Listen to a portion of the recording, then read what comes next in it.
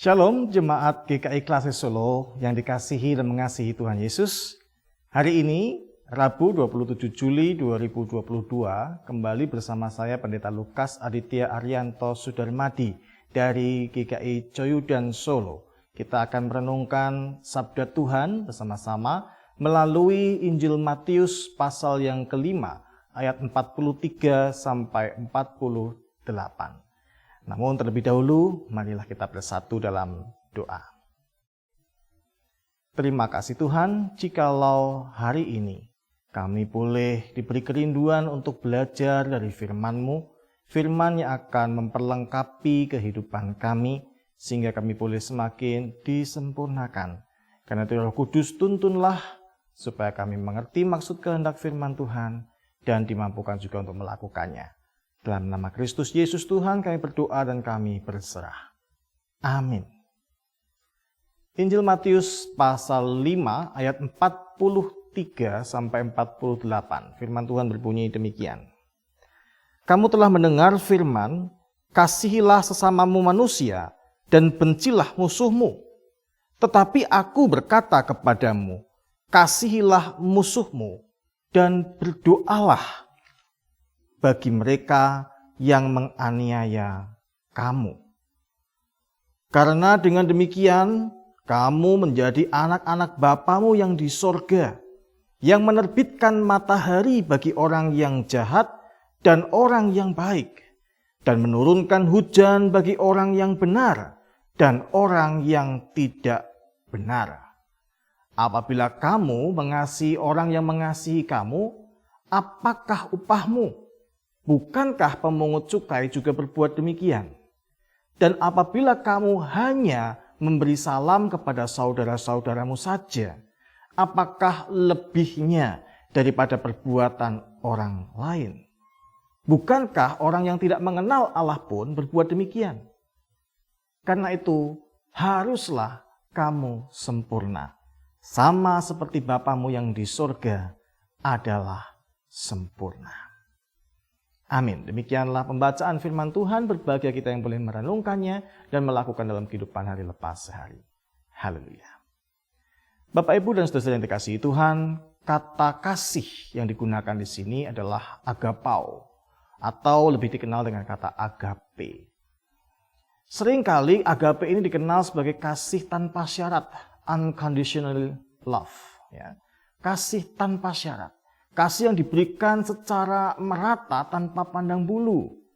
Seperti matahari yang dikatakan terbit bagi orang jahat maupun bagi orang yang baik. Seperti hujan yang turun bagi orang yang benar maupun juga bagi orang-orang yang tidak benar. Kasih kepada semua.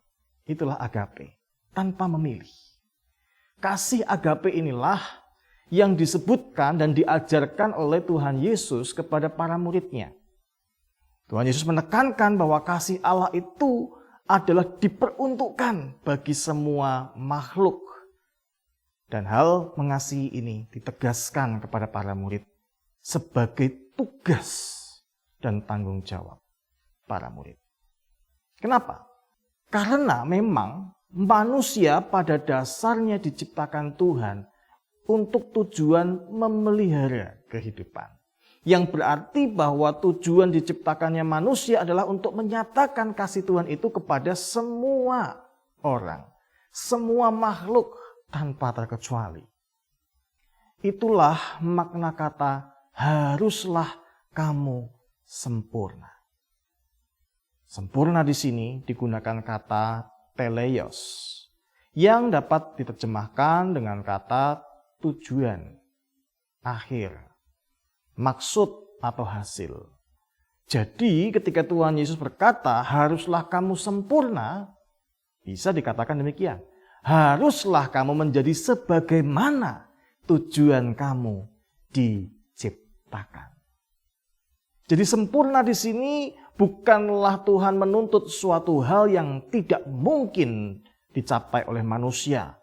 Hidup yang tanpa kekurangan, tanpa kesalahan, tanpa dosa, tanpa cacat, gitu ya. Tetapi sempurna berarti bahwa sebagai umat Allah, kita memenuhi tujuan hidup kita sebagai makhluk ciptaan Tuhan yang mencerminkan citra Allah, yaitu hidup mengasihi dengan kasih agape kepada semua orang. Kasih yang didasarkan bukan dari like and dislike, suka enggak suka. Kalau suka saya mengasihi, kalau saya enggak suka saya enggak mengasihi, enggak. Tapi kasih Allah yang memelihara seluruh diberikan kepada semua yang kita jumpai.